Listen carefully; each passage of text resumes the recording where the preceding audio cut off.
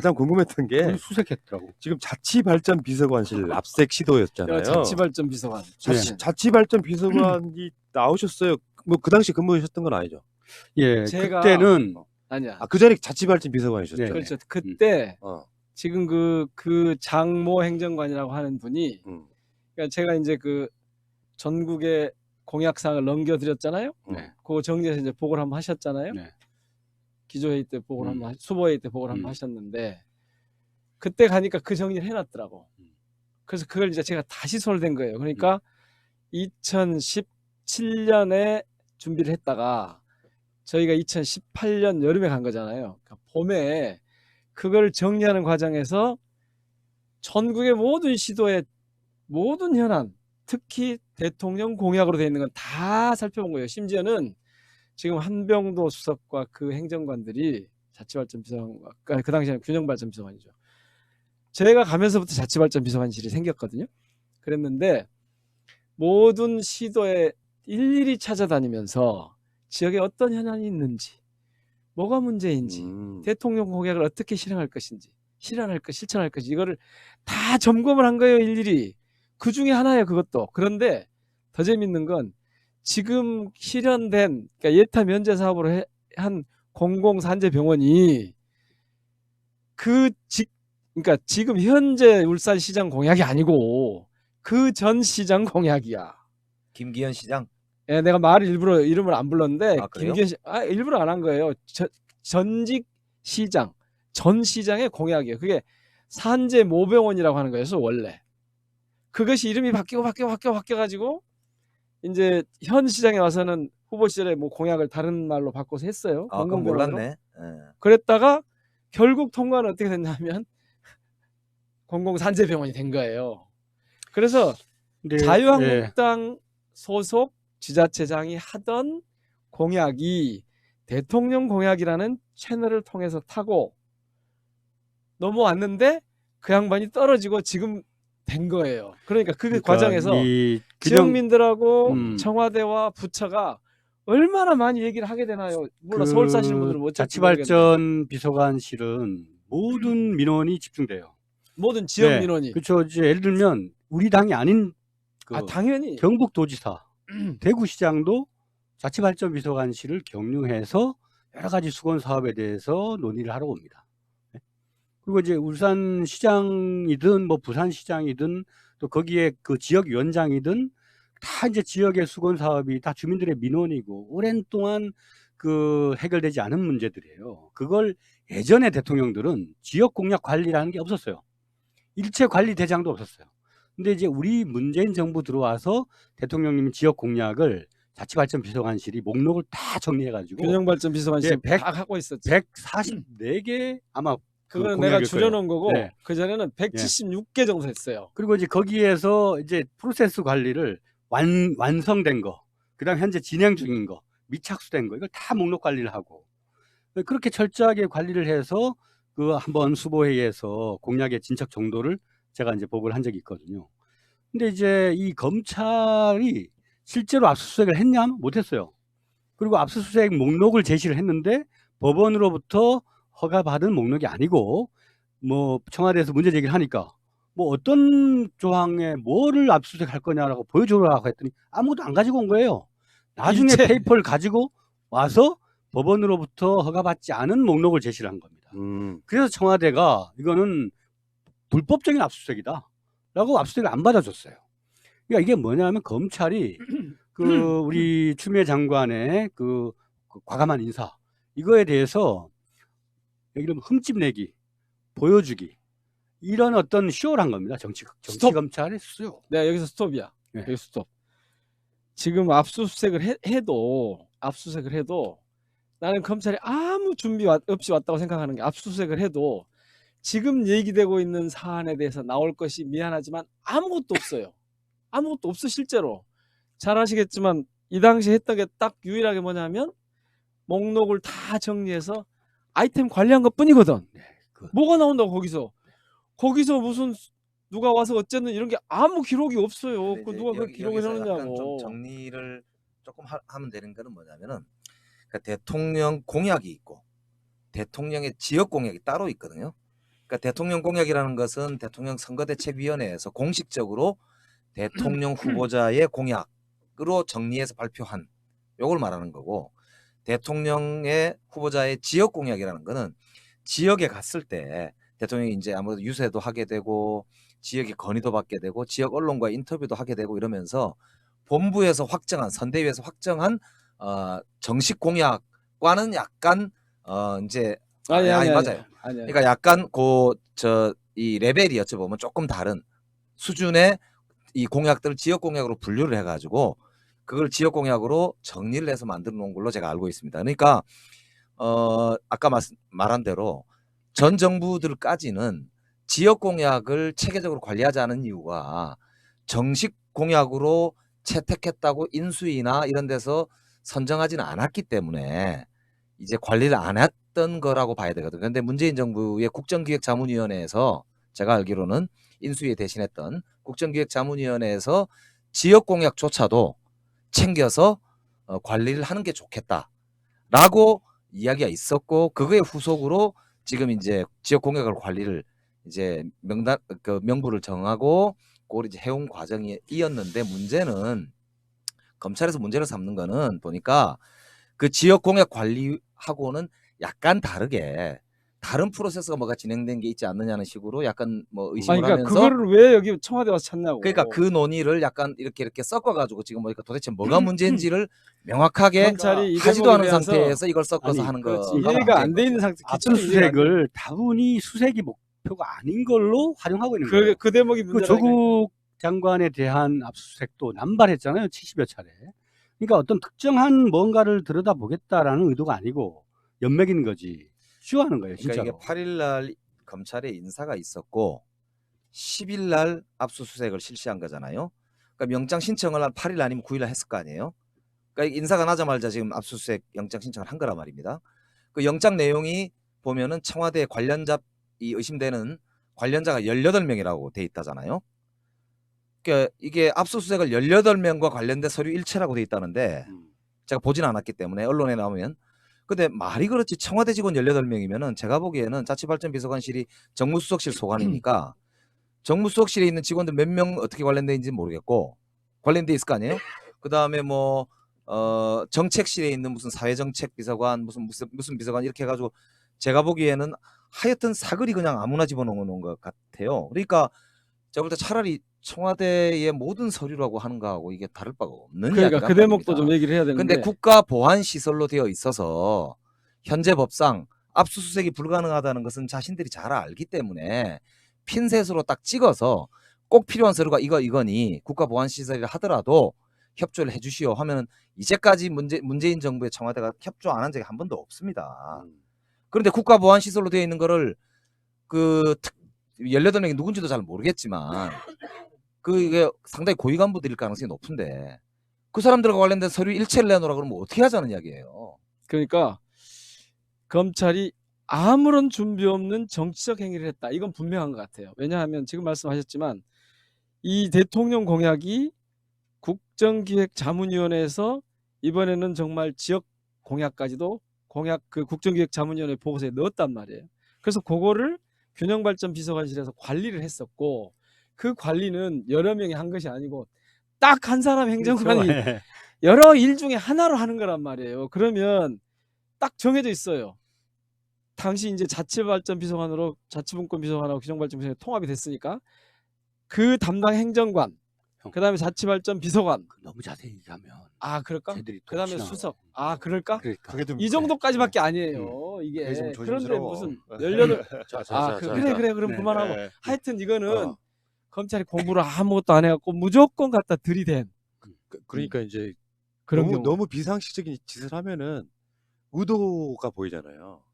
그러니까 그냥 청와대 모든 서류 일체 이딴 식의 영장 받아 와가지고 왜 구체적인 목록이 없어. 그러니까 임의로 또 자기들끼리 써와가지고 그거, 그러니까 이런 식으로 하는 의도가 뭐예요? 그러니까 이들이 의도를 지금까지 우리는 중심으로 봤는데 결론은 뭐냐면 윤석열 검찰 이 체제가 의도와 무관하게 실력이 없어요. 그러니까 우리 추미애 장관이 명의는 그 환부 그 하나를 찍어서 도려냈는데. 한 번만 딱 그렇죠. 써서 근데 그 검찰이 갖고 있는 정보력, 어떤 또 판단 능력 이런 걸로 봤을 때 이들은 그런 능력에 상당한 허점이 있는 것 같아요. 그리고 진짜 선무당이에요, 선무당. 대략 집어, 대충 찍어. 그게 아니고서는 이런 식의 실수가 지속적으로 반복될 수가 없거든.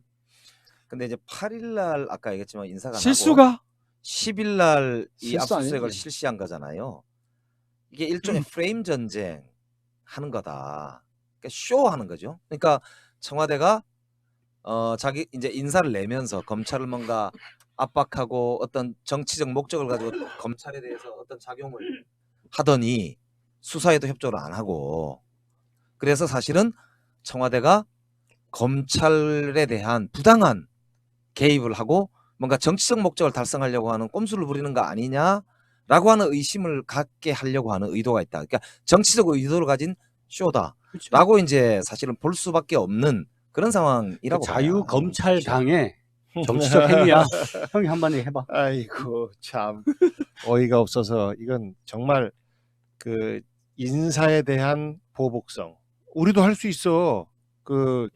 저 장기를 두다 보면 제대로 저 장군을 당하면 이거를 한번 멍군을 하면서 나도 한번 찔러봐야 되는데 그래야지 자기의 존재감이 나오는 거 아닙니까? 그런 수로 아마 활용을 한 것 같아요. 이것은 결국 정치적으로 우리 아직 살아있다라는 것을 청와대에 보여주기 위한 정치 행위 그 이상 이하도 아니다. 그러니까 자유검찰당이라니까. 그래서 검찰을 자유롭게 자, 해라. 여기까지는 네. 일반인도 다 아는 이야기고 이제 전문가들의 식견을 보여주세요. 일단은 이 상황이 이어지는 게 지금 검찰 하위직 인사가 일단 남아 있고요. 그러니까 그거를 막기 위한 막기 위한 네, 거라고요. 막기 위한 그 수순이고 더 이상 진행하지 마시오. 우리도 힘이 있어. 국민들 여론이 바뀔 수 있어. 라는 것들을 보여주기 위한 적극적인 근데 공격인 거죠. 이 양반들이 정무적 감각이 없네. 그럴수록 국민한테는 쟤네들 진짜 안 되겠네 하는 여론이 생길 텐데 모든 정치적 행위는 여론으로 하는 거 아닙니까? 여론이 그러니까. 불리한데 가기는 힘들잖아요. 그러니까 그 부분에 검찰 대해서도 기소를 굉장히 잘하라고 그랬더니 계속 조심스러워요. 정치를 하려다가 엉뚱한 이 상황. 아까 그 프레임 전쟁이라고 하는 말, 프레임을 이렇게 가져가려고 한다고. 이 행위야말로 정말 정치 검찰인 거예요. 그러니까 정치적 독립을 주장하는 정치 검찰인 거예요, 이게. 언제 정치하라 그랬냐고 검찰들한테. 검찰 일을 잘하라 그러니까. 이제 그것이 이제 의도하고 있는 바가 검찰이 의도하고 있는 바와 자유한국당이 의도하고 있는 바가 이게 어느 정도 통할 수 있다라고 생각하는 것이 지금 현재 여론조사를 보면 반반으로 찢어져 있는 거 아닙니까? 추미애 장관의 검찰 인사가 약간 부정 의견이 좀 높게 나오는 게 이제 현재 여론조사치인데, 봐라, 당신들이 잘못했다. 후속 인사는 이렇게 비판을 받지 않으려면 잘해라. 라는 정치적 공격을 한 거예요. 메시지를 제대로 보낸 거라고. 근데 이것에 대해서 저는 추미애 장관이 절대 굴복할 사람이 아니다. 기존의 개혁의 그 칼을 꺼내 들었고 개혁을 제대로 하기 위해서는 근본을 흔들어야 되기 때문에 저는 흔들리지 않고 할 것이다. 그리고 이런 흔들림이 잠시의 그 우리 중간지대에 있는 분들이 안정적으로 또 변화가 되는 줄 알았는데 또 흔들려? 이것에 대한 불안함이 그 여론에 반영이 된 것이지 우리가 검찰 개혁을 해야 된다라는 것에 대한 반대 의견은 아니다라고 저는 생각해요. 그러니까 재밌는 게 보면 신년의 갤럽 조사를 보면 대통령의 지지율은 오히려 오르고 부정평가는 오히려 떨어졌잖아요. 자유한국당 지지도가 떨어지고 민주당 지지도가 40%를 회복했다고요. 갤럽 조사에서. 그러니까 갤럽 조사가 40대 20 정당 지지도가 나왔는데 이거는 상당히 큰 차이잖아요. 뭐 리얼미터 같은 경우는 그런 경우가 가끔 있었지만 갤럽은 큰 차이거든요. 그러니까 그런 걸 보면 이게 여론전에서도 사람들이 흔들리지 않는다는 것을 이제 보여주는데 저는 이제 이렇게 봐요. 그러니까 다시 제가 지난번에도 했던 이야기지만 수사를 제대로 수사로 이야기를 하려면 결과가 나와야 되거든요. 그러니까 아까 얘기했지만 정말 부당하게 선거에 개입하려고 정치적 이유로 어떤 공약을 만졌거나 공약을 만들어서 줬다거나 공약을 뒤에서 수덕수덕 해가지고 만들기 위한 만들기 위해서 어떻게 했거나 뭘 뒤에서 부당한 작용을 했다거나 이런 거에 대한 명확한 증거를 꺼내서 그것과 관련한 수사가 착착 진행이 된다면 어느 국민이라고 그걸 못하게 하겠습니까? 그러면. 그러니까 아이고, 지금 이 참. 시점에서 사실은 검찰이 해야 될 일은 그 일에 집중해서 정말 자기가 자기를 증명하고 싶으면은 수사로 말하는 게 답이에요. 근데 이번에도 보듯이 수사로 말하려고 하지 않는다는 의심이 거의 사람들한테 확증으로 굳어지는 상황 아닙니까? 이렇게 하면 오히려 자기가 더 수렁에 빠진다고요. 아니 그러니까 내 컴퓨터 안에 자치발전 초대 자치발전 비서관이 내 컴퓨터 안에 이런 수사의 대상이 될 만한 내용이 없다니까. 그럼 그런 것도 걔들한테 없어. 그걸 모르는 거야 지금. 좋은 정보를 주는 거야. 그 얘기 하지 마. 하지 말아야 돼? 어. 결국 와서 이들의 그냥 헛떡방 치고 가라고. 나는 솔직히 그냥 형, 보여줬으면 우리 형 좋겠다, 차라리. 컴퓨터를 내가 받았거든. 아 이런 거 아무것도 나는 없어. 그렇게 나는 내 그 일하는 습관이 절대로 기록하지 않는 게 내 일이거든. 똑같아. 그것도 똑같아. 중요한. 그리고 뭐 거니까. 포항 네, 지진 그만해. 문제라든가 키보드를 그만해. 두들길 줄 몰라. 자유한국당이 엄청나게 많은 민원을 갖고 왔었어. 그럼. 그런 것까지 그러면 우리가 자유한국당을 또 도와주려고 또 개입을 했다 그럴 거야? 그러면? 그것뿐만 아니야. 근데 이제 진짜 검찰의 말할 문제도 수 없는 있지만 참. 사실은 검찰이 10일 날 그렇게 압수수색을 하자마자 언론들, 자유한국당 이쪽에서 뭐 대통령한테 뭐 황제라는 둥 또 뭐 갖은 사실은 용어를 동원해서 문재인 정부가 검찰을 압박하고 권력을 부당하게 쓰는 것처럼 지금 언론과 함께 사실은 대대적으로 홍보전을 하고 있단 말입니다. 그걸 가지고 또 자기들 무슨 통합하고 뭐하고 하는데 논리로도 활용을 해요. 이대로 두면 무슨 독재가 어쩐다는 둥 이렇게 가고 있단 말입니다.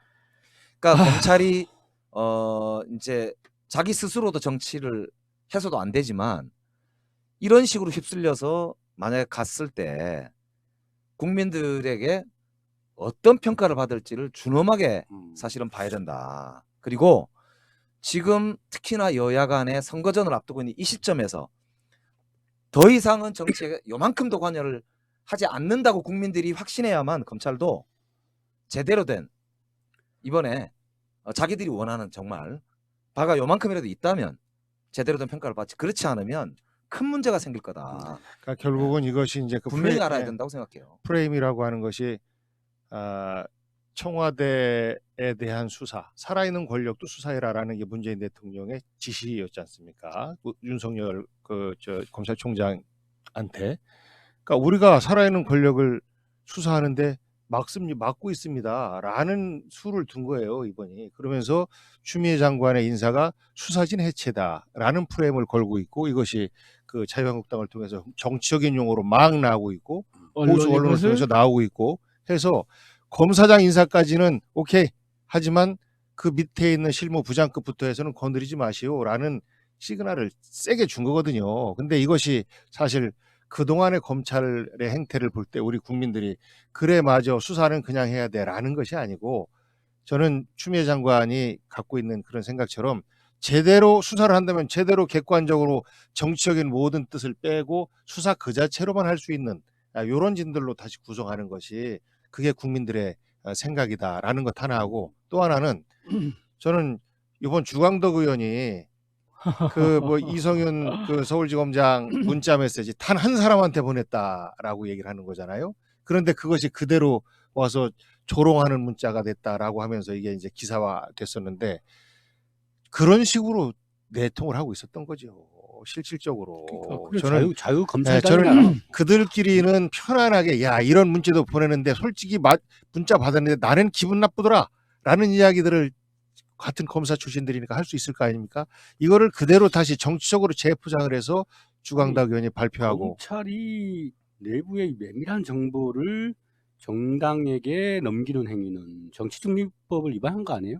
아 위반 정도가 네? 아니지. 그러면 그 지난번에 이제 항명 사태도 감찰해야 되고, 이번에 주광덕에 흘러나간 그 정보, 그 정보 제공자도 공직기강에는 중대한 잘못을 한 거예요.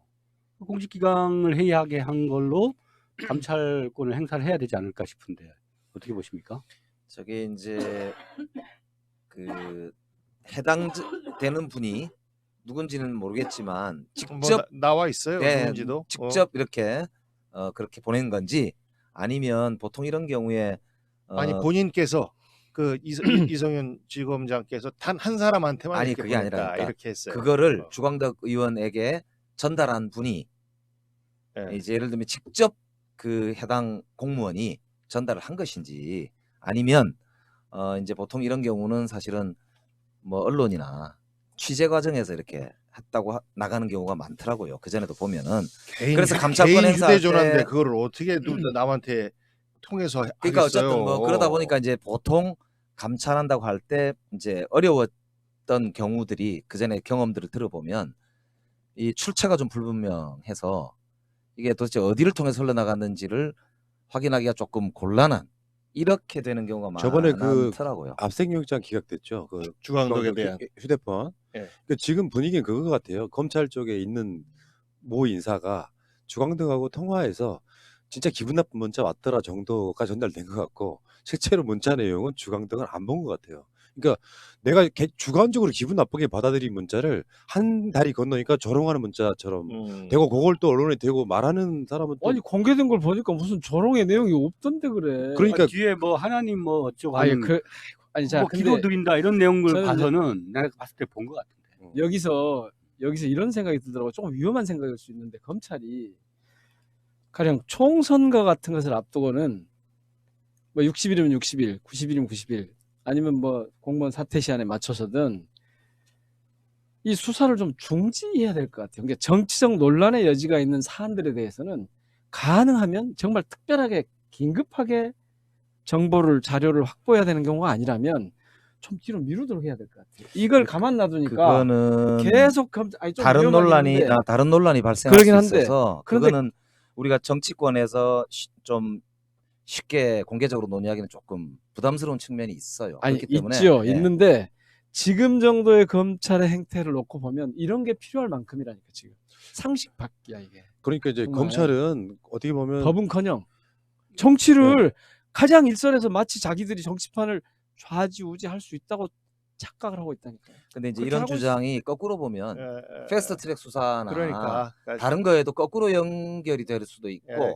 이 시각에 따라서는 아니 그러니까 다른 논란이 발생할 좀 소지가 위험할 있기 수가 때문에 있는데 그러니까 예. 우리의 긴급하고. 접근은 형배형 우리의 접근은 이제 그렇게 하는 것보다 검찰이 정치 빼고 패스트트랙 그 수사를 지켜봐 주십시오. 바로 하겠습니다라고 해놓고 나서 아니 안 하잖아요. 근데 하지도 않고 결국 정치적인 흥정거리로 만들어 놓고 했던 이런 모습에서 정치색을 빼라. 본래 너희들의 고유의 역할로 돌아가라. 그래서 라는 것이 결론은 맞는 것 같아. 뭐냐면 예. 검찰에서 자, 마무리하시죠. 기소권만 두고 수사권은 분리하는 게 맞아요.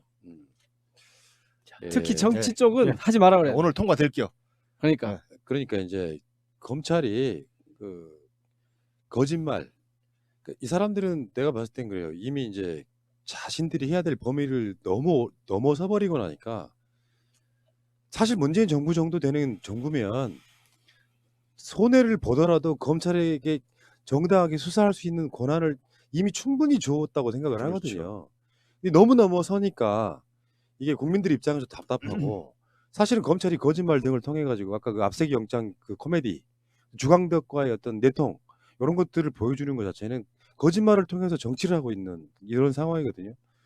이 국민들 답답해하는 거는 임명권자가 있고 그리고 여당이라는 게 있고 정부 조직이라는 게 있는데 윤석열이라는 미꾸라지 한 마리가 이렇게 분탕을 줘도 되느냐 거기에 대한 되게 답답함을 느껴요. 그러니까 되게 힘들어 하시겠지만 뭐냐 임명권자가 그만두라고 하면 되지 않냐 이게 되게 옛날 사고방식 있잖아요. 문재인 정부 같은 민주정부는 죽어도 못하는 게 그런 거잖아요. 그렇다 보니까 더 답답함이 막 생기기 시작하는 그러니까 이게 좀 그렇군요. 역설인데 음. 우리 이제 옛날 우리 어르신들 같은 경우는 카리스마 있는 지도자를 바라지 않습니까? 옛날에는 시원찮은 놈들 바로바로 잡아갔는데 요새는 도대체 뭐 하는겨 그런 놈들 가만히 두고 그 동네에서 그러는 게 이러는 어른들도 많이 계세요. 아니 나는 요즘 이제 이제 그러면서- 정보가 가잖아요. 그러면서 정부가 지금 시원찮은 거 아니요? 힘이 너무 없는 거 아니요? 그러니까 이런 비판도 하신다. 경로당 가면요 어르신들이요 진짜로 딱 그렇게 말씀하세요. 아니 왜 저것들을 가만 놔두냐. 제 말이 그 말이에요. 자 그러면 마지막 투표 하나만 할게요. 시간 뭐 얼마 안 남아서 윤석열은 조만간 사퇴한다 하시는 분 손 한번 들어보세요. 그럴 가능성이 있다. 네 분이 전혀 아니시군요. 그러면 임기 끝까지 채운다고 생각하시는 분. 아니요. 그것도 아니세요? 지금 이 상태로 임기까지 가면 임기까지 못 가고 그럼 중간에 임기 못 채우고 그만두는데 지금 당장은 아니다 이거. 그렇죠, 그런가요? 네. 그렇죠. 거의 아. 지금 하여튼 최대한 쏘아 올린 것 같아요. 그런데 성공할 가능성이 없어요. 그러면 뭐 그때쯤 물러나야지. 그러니까 본인 스스로가 느껴야 되는데요. 이미 느낄 단계라고 저는 보는데. 아니고. 예. 이것도 못 느꼈으면 검사 자격이 없는 거지. 뭐 장관들 정치 검사 자격이 없는 거지. 특히. 장관님들 그 부인 모임 같은 걸 할 때 그 부인도 그런다는 것 같아요. 그러니까 자기가 하고 있는 행위가 어떤 행위인지를 인지를 못하는 것 같아. 뻔뻔해. 아주 뻔뻔하고. 예, 예.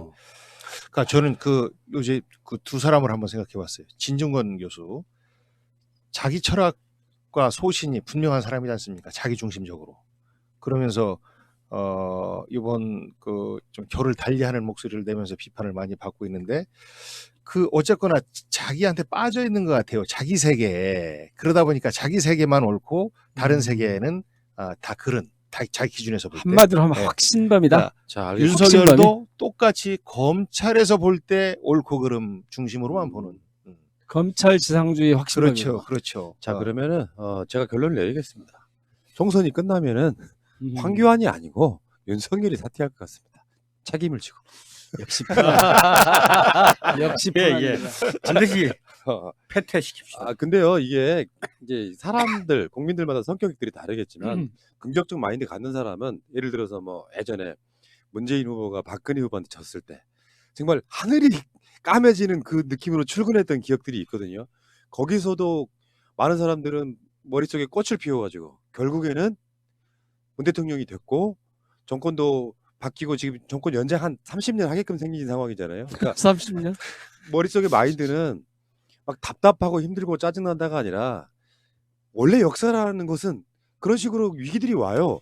요거 위기를 잘 건너가서 뭔가 조금 더 좋은 걸 만들고 또 위기가 오면 쭉 잘 만들어서 좋은 걸 만들고 이 과정을 거치는 거지 않습니까? 우리 역사는 발전하고 있는데 이명박근혜라고 하는 시기를 잠시 정체됐을 뿐이지만 결국은 또 진보하고 발전하고 있는 거라고 보면은 훌쩍 뛴 거죠. 그러니까요.